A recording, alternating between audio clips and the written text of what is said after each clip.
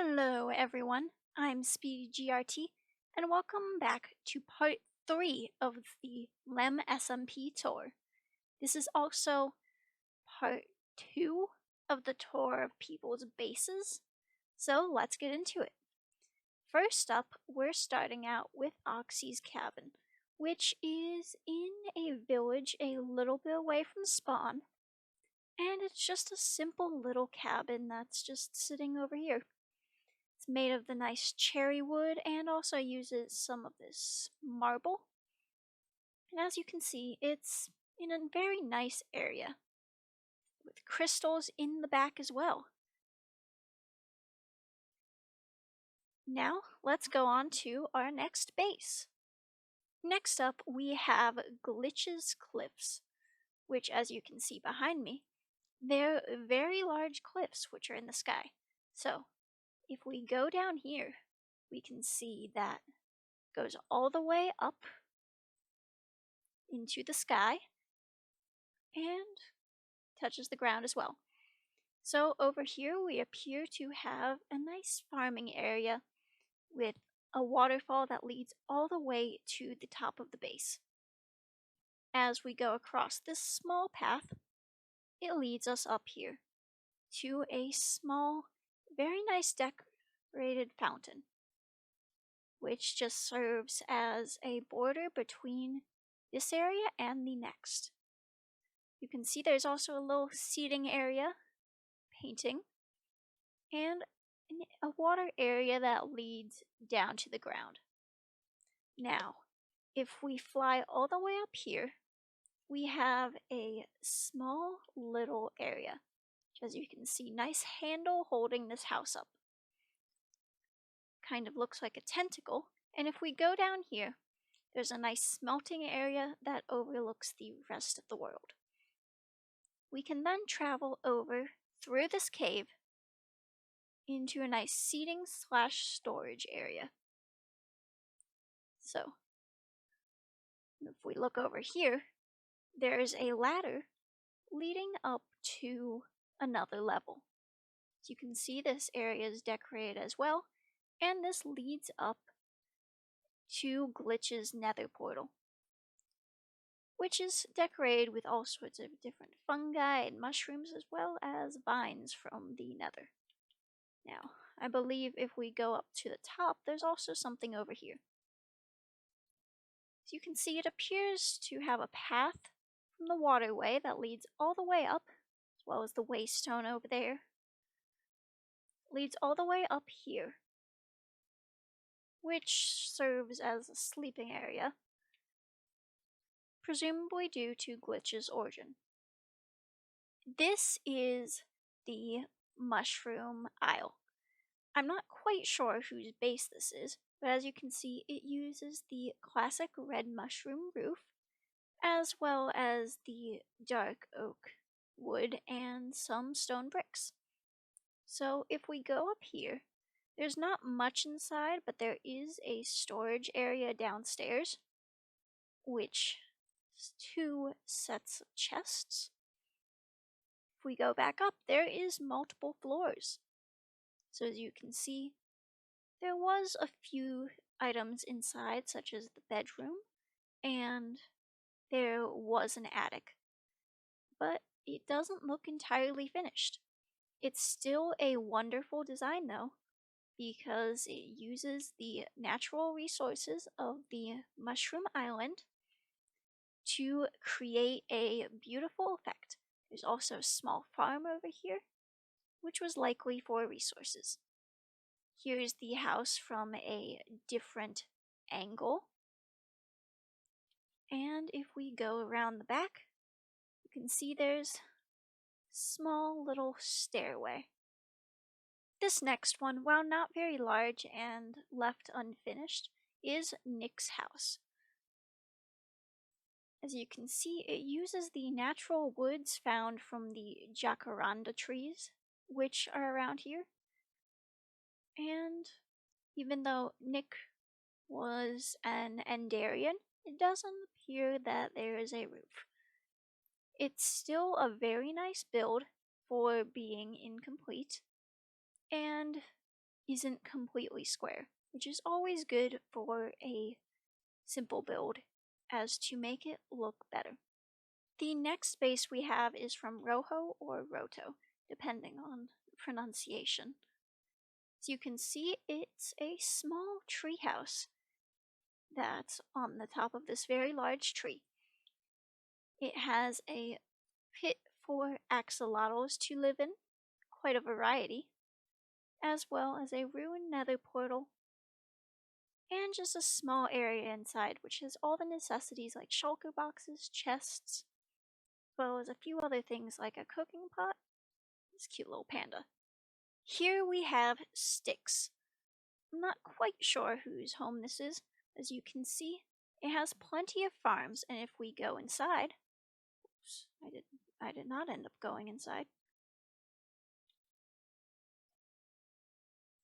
If we go inside, we can see that there's a nice little interior with an upstairs floor that might have been used for villagers, but I am not quite sure. We can then go out here, and it appears that there are quite a few ducks, as well as other birds, and a little area for cooking. Now, if we go over here, there's a very large scale farm, which appears to be used for cabbage, as well as wheat, potatoes, and other foods. As you can see, it's quite tall. Let's go over here for a better view. There it is. Very layered farm, and here's the full view of the house, which is in a very similar style to the mushroom house that we saw before, but with a different color palette. This is Virene.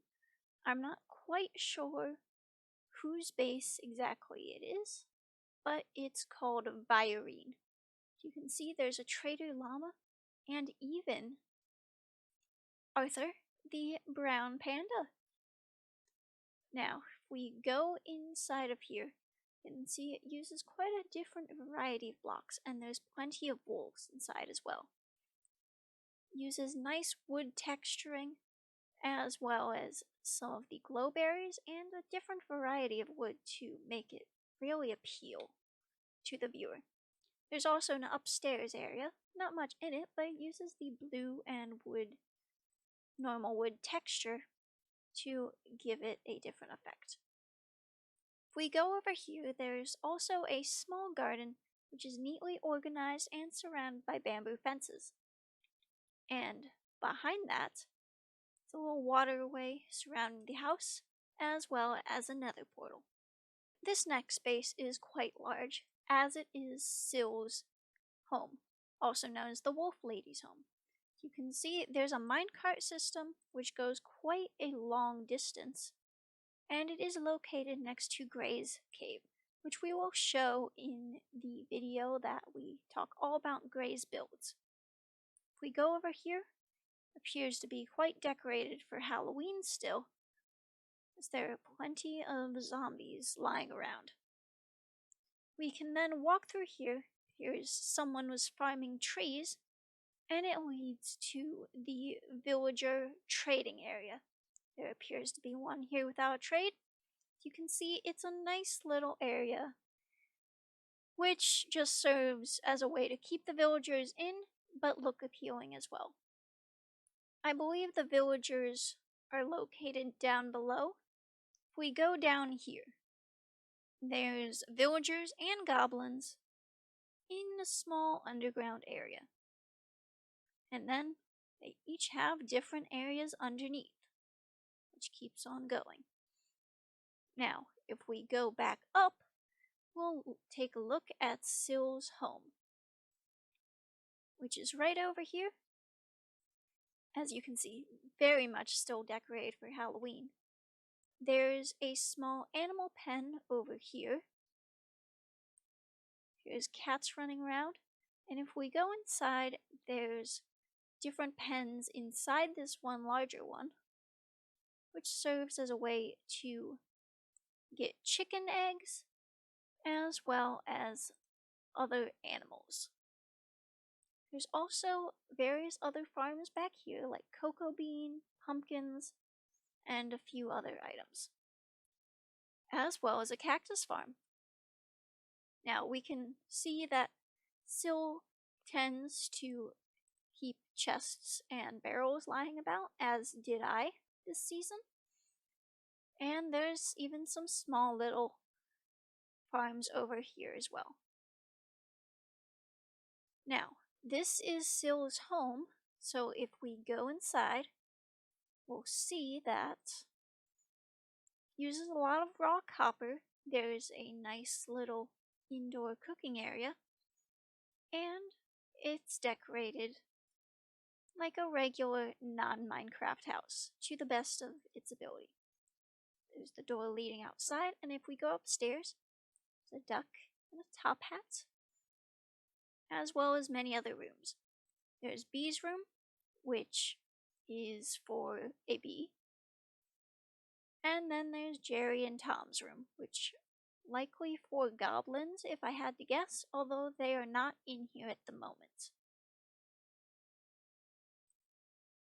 We can also go to the third floor, which has even more rooms, such as another bedroom, which even has a nice balcony looking out on everything that's been built.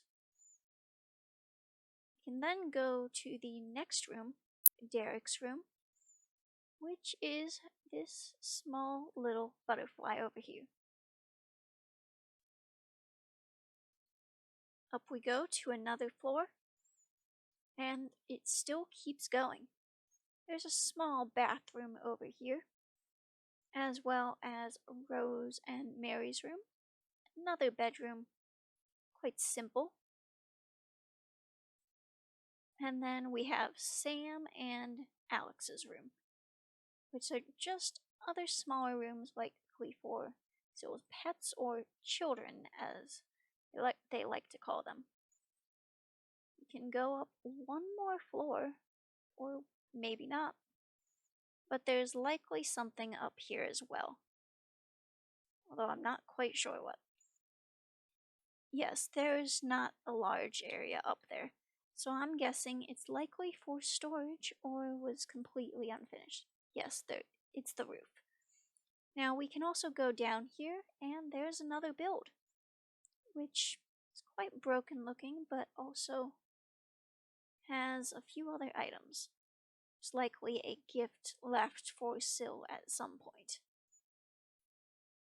Over here we also have this llama, as well as an archery area before it leads to Gray's Cave. Now we have my neighbor Faith. I live over in that direction. As you can see, Faith has few animal pens over here, but the main house is over here. You can see it uses the nice jacaranda wood, and if we go inside, there's a small area, but it then leads down into a larger area, which has a variety of chests, an area for a nether portal, and other rooms as well. They don't appear to lead anywhere, but they are decorated like small caves, which makes sense because Faith was a fae this season and could fit in much smaller places than most other members. Down there is the mines, and over here we have the art studio, which contains a variety of wools as well as an area for painting. Over here just leads to nowhere, but if we go through this other door, we can see this lore, which I'm not quite sure what exactly it was, but it appeared to have a lot of the server members' heads, as well as Faith's. Here we have Autumnal Aurora's base, which if we go inside, we can actually see that there's a nice little area in the center, which I don't think it was used for much. And if we go down here, there's stairs, which I actually built these stairs at one point after they asked me to create this a design that would fit, and they said it was great that it curved around like this. So that's good. It appears to be this weird circle with frog chairs. And if we go over here, there's fuel and items, which are some sort of redstone systems, I believe. There's also super smelters, it appears, possibly, as well as lots and lots of storage. If we continue down here, there's this area that goes all the way down to a mine, and it continues to other areas as well. As you can see, there's a small villager trading hall down here, as well as an enchanting area. I'm pretty sure that's most of the base, and I'll go show it to you from the outside. It's the best that you can get for a circle in Minecraft. And if we go over here, we can see this is what it looks like from the outside. A large dome. Now, on to the very last base. The last base I have on this tour is what I believe to be souls from the start of the season. Or lems, I'm not quite sure. We can go inside, and there's a little bed up there, and it's quite small, but quite convenient and has most of the items necessary.